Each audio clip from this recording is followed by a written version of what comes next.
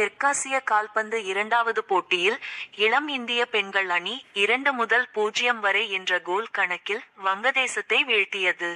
பூட்டானில் 17 வயதுக்குட்பட்ட பெண்களுக்கான தெற்காசிய கால்பந்து சாம்பியன்ஷிப் 7வது சீசன் நடக்கிறது.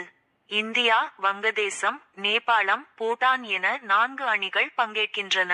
ஒவ்வொரு அணியும் மற்ற அணிகளுடன் தலா 2 முறை மோதும்.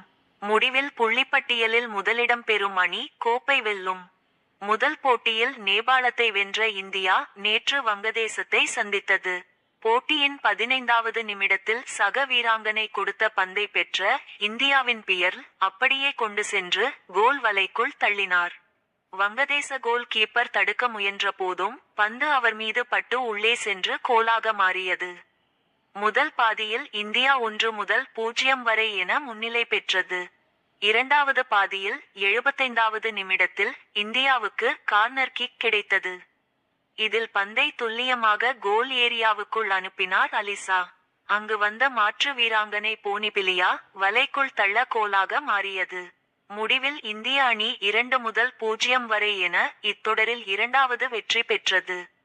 நாளை 3வது போட்டியில் இந்திய அணி பூட்டானை சந்திக்க உள்ளது.